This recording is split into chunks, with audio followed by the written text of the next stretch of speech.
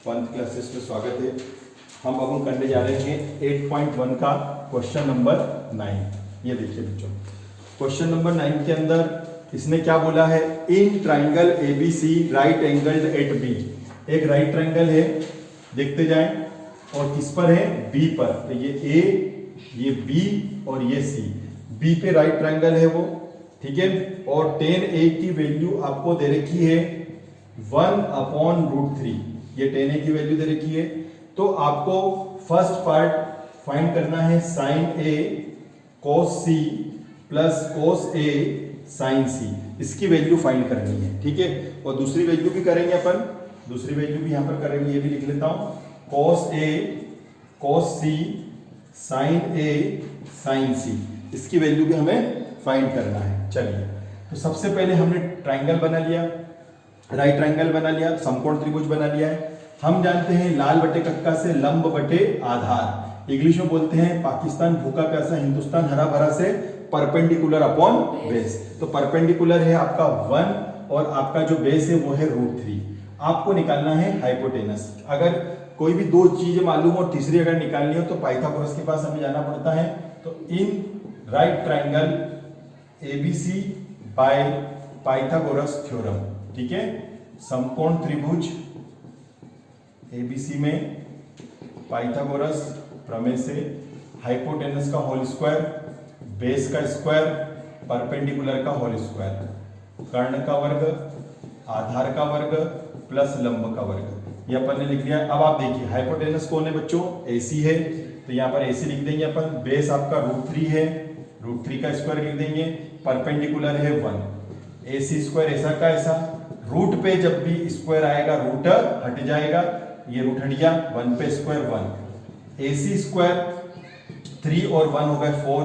आपको मालूम है कि हम 4 को लिख सकते हैं 2 का स्क्वायर, 2 से 2 भी कैंसिल हो गया। तो AC की वैल्यू आ गई हमारे पास में 2। ये AC की वैल्यू आ गई हमारे पास में 2, ये AC की वैल्यू 2 आ गई। अब आपको जो जो भी वैल्यू चाहिए वो निकाल के दे सकता है। तो A है तो A की वैल्यू सारी निकल जाएगी, यहां जो आएगा उसकी वैल्यू निकलेगी। तो यहां पर A है तो ये sin है, cos है, tan है, सब वैल्यू निकाल के दे देगा। तो हमें कौन कौन सी चाहिए, हमें तो sin A और cos A चाहिए। तो ठीक है भैया, sin A ये आपके सामने है, और एक और कौन सा, cos A दोनों निकल जाएंगे, sin और cos A। फॉर्मूला होता है लंब बटा कर्ण, परपेंडिकुलर अपॉन हाइपोटेनस। इसका सूत्र होता है आधार बटे कर्ण, मतलब बेस अपॉन हाइपोटेनस, ठीक है। तो परपेंडिकुलर है आपका 1 और हाइपोटेनस है आपका 2, ठीक है। इधर बेस है आपका √3, मतलब आधार है √3 और हाइपोटेनस कर्ण है 2। ये हो गया सर, ये साइन और cos A की वैल्यू आपके सामने आ गई। अब हमने पूछा यार हमें तो प्रूव करना है cos C भी चाहिए और sin C भी चाहिए। तो डायग्राम ने मना कर दिया, डायग्राम वाले ने बोला मैं सिर्फ A वाली वैल्यू दे सकता हूं। अगर आपको C वाली वैल्यू चाहिए तो डायग्राम को आपको चेंज करना पड़ेगा। तो देखो हम डायग्राम को चेंज कर रहे हैं, ये डायग्राम को हम चेंज कर रहे हैं, ऐसे लिख रहे हैं, ठीक है। ये हमने लिखा।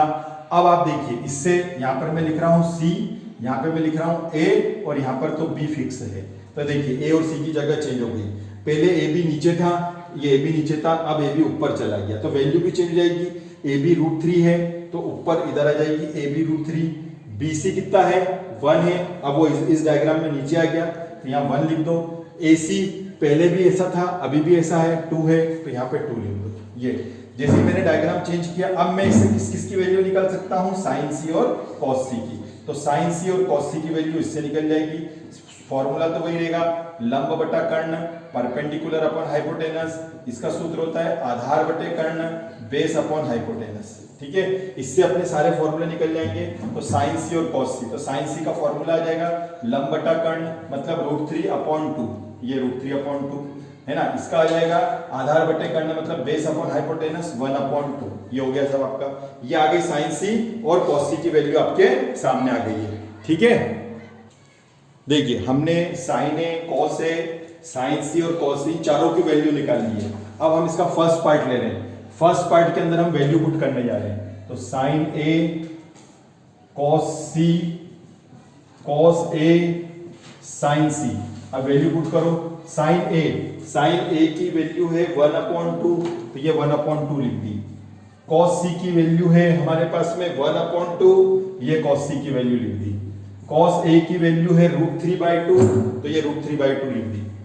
और साइन सी की वैल्यू भी √3/2 है, ये देखिए साइन सी की भी वैल्यू √3/2 है, तो √3/2 लिख दी। ठीक है, अब आगे चलेंगे। 1 1 जा 1, 2 2 जा 4। अब यहां पर ध्यान से देखना, √3 का √3 में इंटू करेंगे तो 3 आएगा, 2 2 जा 4, ये 2 2 जा 4 हो गया। अब आगे, अब आप यहां पर ध्यान से देखिए, क्या एक जैसा आ रहा है डिजिट, 4 एक जैसा आ रहा है, यस। तो ऊपर ऐसा का ऐसा 3 और 1, 4/4, 4 से 4 कैंसिल हो गया, तो कितना आ गया, 1 आ गया। ये हमारा पहला पोर्शन कंप्लीट हुआ, ये पहला पोर्शन आ गया, 1 आ गया। अब हम सेकंड पोर्शन करने जा रहे हैं। सेकंड पोर्शन के अंदर आपको कुछ भी नया नहीं करना। Cos A, cos C, sign A, sign सी की वैल्यू निकल चुकी है, ये रहा कॉस ए, साइन सी सबकी वैल्यू निकल चुकी है। बस आपको डायरेक्ट इसके अंदर वैल्यू पुट करना है, डायरेक्ट इसके अंदर अब वैल्यू रखना है। तो इसके अंदर हम वैल्यू रखते हैं और यहां से हम इसको रफ कर देते हैं। तो देखिए ध्यान से देखते जाओ। अब हम खाली वैल्यू रखेंगे सेकंड पोर्शन के अंदर। तो सेकंड पोर्शन हमारा यहां से स्टार्ट हो रहा है, ये सेकंड पोर्शन है। सेकंड पोर्शन क्या था, cos A, cos C, sign A, sign सी, ये हमारा सेकंड पोर्शन था। ठीक है, सेकंड पोर्शन के अंदर हम वैल्यू पुट करने जा रहे हैं। चलिए रखते हैं value. Cos A, cos A की वैल्यू थी हमारे पास में, कॉस ए, वहां से देख लो, कॉस ए की वैल्यू थी √3/2। कॉस सी की वैल्यू थी 1/2। साइन ए की वैल्यू थी 1/2।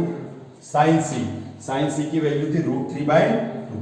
चलिए अब इसको सॉल्व कर लेते हैं। √3 1 जा √3, 2 2 जा 4, √3 1 जा √3, 2 2 जा 4। ये प्लस का है और ये माइनस का है, डायरेक्ट कैंसिल हो गया, आंसर आ गया 0। ये प्लस और माइनस कैंसिल हो गया, आंसर आ गया 0। तो दोनों क्वेश्चन हमारे कंप्लीट हो गए। ठीक है, एक जैसे क्वेश्चन करने थे।